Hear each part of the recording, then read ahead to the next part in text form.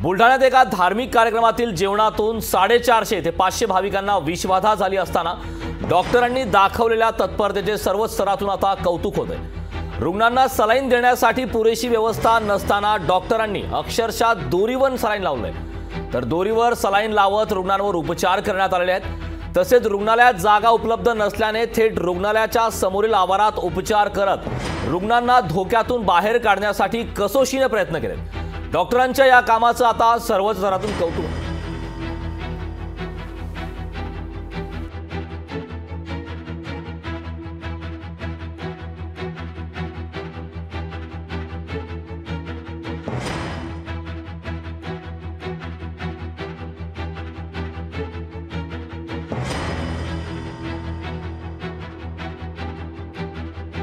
डॉक्टरांच्या या कामाचं सर्वत्र कौतुक होते। आतापर्यंत 100 ते 200 जणांना उपचार करून घरी सोडण्यात आले, तर इतर जणांवर अद्यापही रुग्णालयात उपचार सुरू आहेत। रुग्णांवर उपचार करण्यासाठी डॉक्टरांनी केलेल्या या जुगाडाचं आता करावं तेवढं कौतुकच कमी आहे, कारण सोयी सुविधांचा अभाव असतानाही डॉक्टरांनी युद्ध पातळीवर हे उपचार केलेले आहेत।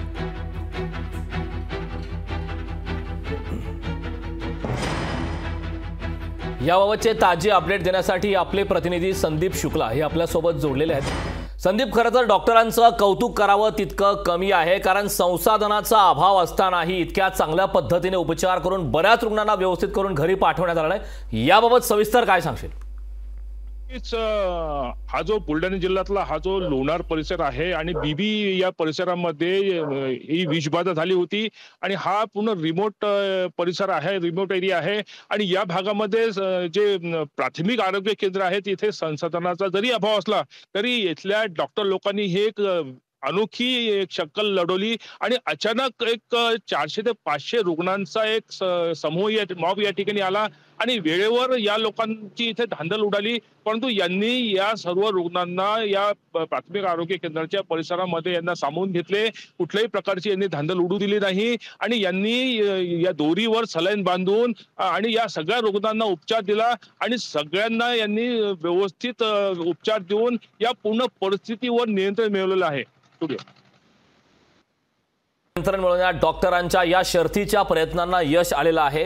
बरेच रुग्ण उपचार व्यवस्थित घेऊन घरी पोहोचले आहेत। सध्या किती रुग्ण त्या ठिकाणी उपचार घेत आहेत आणि त्यांची प्रकृती सध्या कशी आहे? 2 दिवसांमध्ये या ठिकाणी 450 रुग्ण आले होते, त्यातले त्यांनी त्या रात्रीच एक 150 रुग्णांना त्यांनी उपचार करून परत पाठवलं।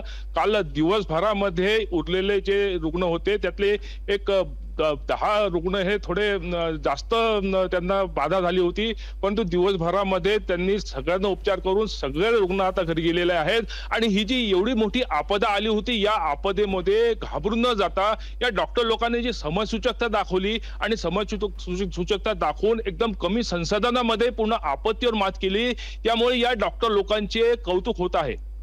नक्कीच संदीप, डॉक्टरांनी समयसूचकता दाखवली, अक्षरशः देवदूतच्या रूपामध्ये डॉक्टरांनी या प्रकारे उपचार केलेला आहे। अत्यंत महत्त्वाचं हे उपक्रम आहे। मला एक सांगा की ज्याप्रमाणे जागेचा अभाव होता, मात्र त्या ठिकाणी उपचारासाठी डॉक्टरांनी रुग्णालयाच्या बाहेरील जागा वापरली, जागा उपलब्ध नसल्याने थेट रुग्णालयाच्या समोरील आवारात उपचार करून रुग्णांना धोक्यातून बाहेर काढले। नेमकं कुठल्या ठिकाणी हे उपचार करण्यात आलं त्याबद्दल सविस्तर काय सांगाल?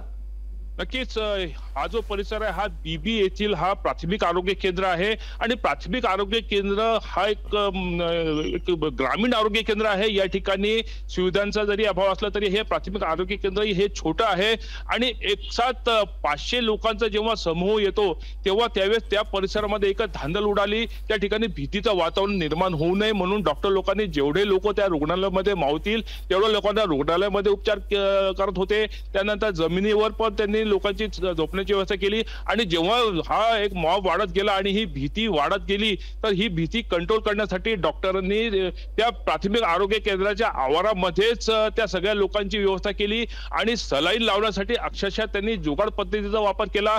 त्यांनी त्या एक दोरी लावून त्या दोरीमध्ये सलाईन लावून त्या ठिकाणी तातडीने त्या सगळ्या रुग्णांना उपचार दिले आणि या डॉक्टरांच्या या जुगाड पद्धतीमुळे जो एक भीतीचं वातावरण निर्माण होणार होतं आणि भीतीमुळे जो अजून दहशत पसरून जी अजून परिस्थिती बिघडणार होती ती परिस्थिती डॉक्टरांनी लगेच थांबवली आणि सर्व परिस्थितीवर डॉक्टरच्या समजसूचकतेमुळे आणि जुगाड टेक्नॉलॉजीमुळे मात मिळवण्यात आली आहे।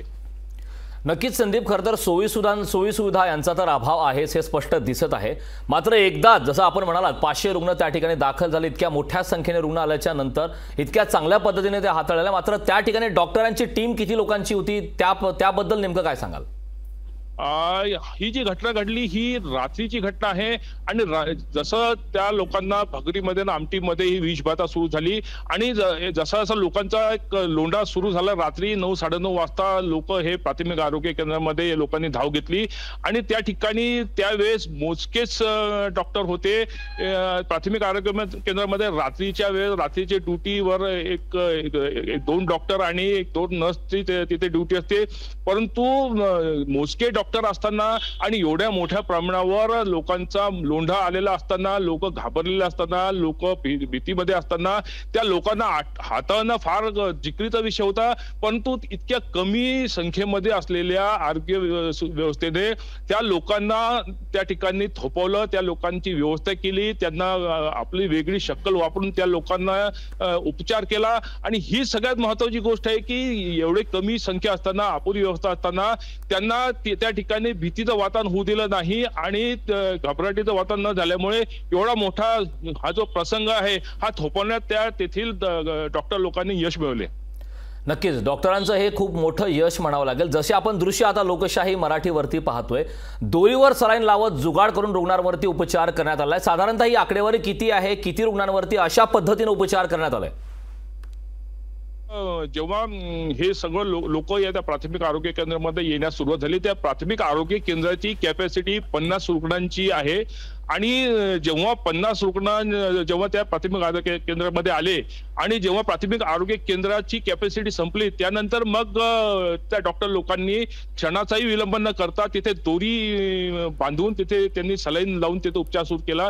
जवळपास 100 ते 150 लोकांचा त्या ठिकाणी त्यांनी उपचार केला आणि यामुळे हा जो एक भीतीचा आणि हा जो एक पूर्ण जो लोंढा येत होता तो लोंढा थांबण्यामध्ये मदत मिळाली आणि लगेच तातडीने उपचार सुरू झाल्यामुळे लोकांना पण दिलासा मिळालाय। अगदी संदीप, खूप खूप धन्यवाद या सविस्तर अशा माहितीबद्दल।